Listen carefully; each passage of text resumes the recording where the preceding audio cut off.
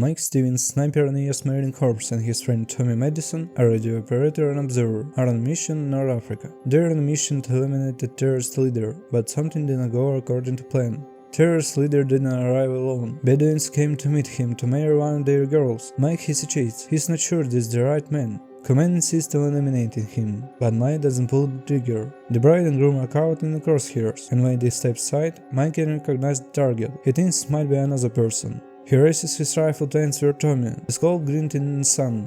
The terrorist bodyguards notice this, open a fire, and the parties run away. Tend to sandstorm, they get out firefight alive. Mike and Tommy contact their commanders and they send them to a evacuation point. Along the way, it turns out that Tommy has a young son waiting at home, and Mike has a girlfriend whom he has not decided to propose marriage. A sandstorm ripped off the mine sign and brought it under his feet. He also finds a toy soldier in the sand, but Tommy decides that it's all sign, and not worth paying attention to it. When the friends cross another plane, Tommy is blown by a mine, and Mike steps on another mine, trying to save him. He hears a click and stops instantly. Tommy's legs are torn off, he's covered in blood and confused. Mike convinces him to inject morphine, so that he can reach the backpack with the walkie-talkie. Tommy injects morphine but is still in shock, unable to think clearly and unable to call for help. Unable to withstand the suffering, Tommy shoots himself in the head, but before he does, asks Mike to survive and tell his son that he loves him. With his lace, axe and sniper rifle belt, Mike constructs a hook that he pulls to his backpack with a walkie-talkie.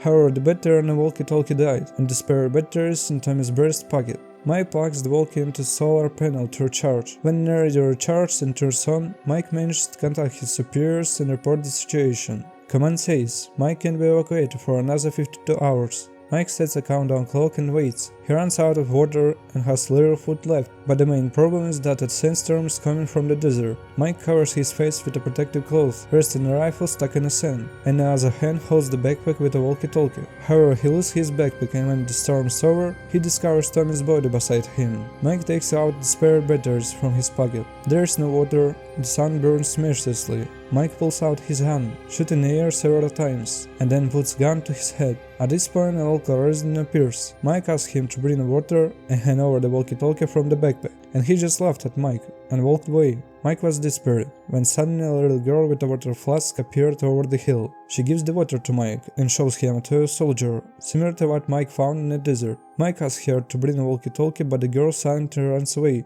Near nightfall, the force begins to leave Mike. If he falls asleep and takes his leg away, the mine will explode. He is building a fire and trying to keep warm. In the middle of the night, the sound of predators appeared. They keep Mike awake. Mike starts shooting at animals, and even kills a few. Then when he turned on the flashlight, he saw Tommy's body being dragged away by 100 jackals. In the dark, Mike has visions, memories of his father beating his mother, at which point he even tries to fight his father. It's morning. Mike's exhausted. He gets another visit from a local. He says that Mike is lucky he survived the night with the predators without blowing up a mine. He tells Mike that he has to step up and move on. Mike takes it as a joke. Mike asks him to bring a walkie-talkie, and the man does what he wants. Mike starts hallucinating. He thinks Tommy alive. With the coming of the next whole night, Mike hadn't a chance to light a fire, and no power to fight the predators either. The predators slowly creep up on him. Mike shoots them until he runs out of ammo. Then the predators rush him, bite his arms and legs. Mike again sees flashbacks from his past as he stood up for waiters at a bar, defeating 4 rangers. This waitress later became his girlfriend. When Mike woke up, he stopped out the jackals. In the morning, he was able to contact the command. They say that the military was delayed again, and would be 70 hours later. In desperation, Mike drew his watch, by which he tracked the remaining time.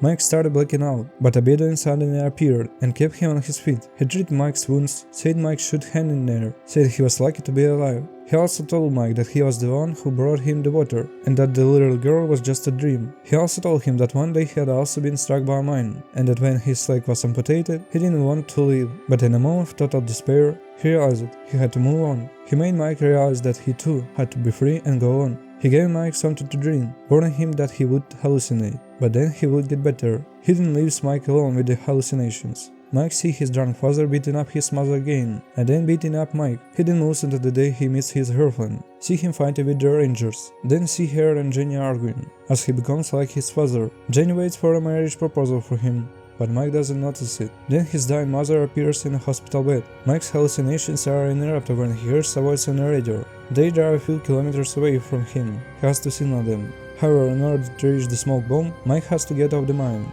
As he hesitates, The military is moving farther away. Mike gets shot unexpectedly. This happens exactly when he decides to signal. He's surrounded by terrorists, but he's not ready to give up. With a sniper rifle, Mike kills them one by one, eventually running out of bullets. In a vision, he sees his father, Mike pointing a gun at him, but eventually cannot shoot. Mike realizes he's willing to forgive his father's actions. He comes up and hugs him. The hallucinations vanishes. Mike sees the military moving farther and farther. He takes a step forward to take a small bomb. Mike comes off the mine, but it doesn't explode. Before he knows what happened, he digs up a mine and instead discovers a tin can with a toy soldier inside. Happy Mike lights a small grenade. He's been spotted. The bomb squad approaches him cautiously. They pick him up and send him home. At the airport, Michael finally proposes marriage to Jenny.